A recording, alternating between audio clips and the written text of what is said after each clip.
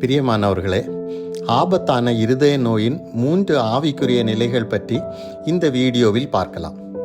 முதல் நிலையில் இருதயம் இயல்பாக உணர்வுடன் காணப்படும். ஆனால் இருதயம் முழுவதும் ஒரு வகை வைரஸ் படர்ந்து காணப்படும். உலக கவலை, சிற்றின்ப மோகம், பேராசை, பெருமை, புகழ் என்ற அந்த வைரஸ் தேவனுடைய ராஜ்யத்தை இருதயத்தில் வளர விடாமல் நசுக்கி போடுகிறது. இந்த வைரஸை இருதயத்திலிருந்து அப்புறப்படுத்த வேண்டும். இரண்டாவது நிலையில் இந்த வைரஸ் இருதயத்தை கற்பாறை போன்று மாற்றிவிடுகிறது.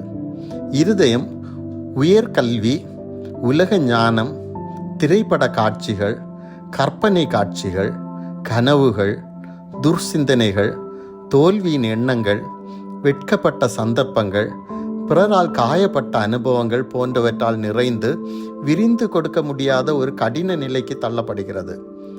இதில் தேவனுடைய ராஜ்யத்தின் விதைகள் விதைத்தாலும் விசுவாச வேர்கள் இருதயத்தில் ஊடுருவ முடியாமல் கடினப்பட்டு காணப்படுகிறது.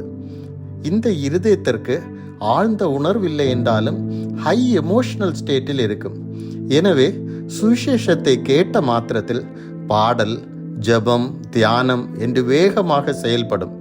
ஆனால் சோதனைகள் வரும்போது விசுவாச வேர்கள் இல்லாத காரணத்தினால் சோர்ந்து போய் அன்பு, இரக்கம், காருண்யம் அற்று வறண்டு சுயநல பாறைகளாக மாறிவிடும். இதற்கான ட்ரீட்மெண்ட் இருதய மாற்று அறுவை சிகிச்சை தான். மூன்றாவது ஸ்டேஜில் இந்த இருதயம் பாதுகாப்பற்ற ஒரு நிலைக்கு தள்ளப்படும்.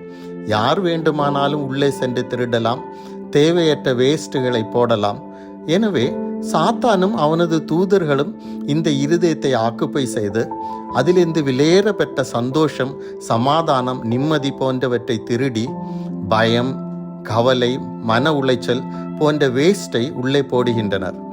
தேவனுடைய ராஜ்யத்தின் விதைகள் விழுந்தால் எழுப்புதல் சமயத்தில் முளைத்து விடுமோ என்ற பயத்தில் சாத்தான் உடனே பொறுக்கி விடுவான். உணர்வற்ற இருதயத்திற்கு ஒன்றும் புரியாது. இதற்கான ட்ரீட்மெண்ட் சாத்தானை விரட்டி அவனது உடைமைகளை களைந்து தேவனோடு ஞானஸ்நான உடன்படிக்கை செய்து புதிய இருதயம் பெறுவதுதான்.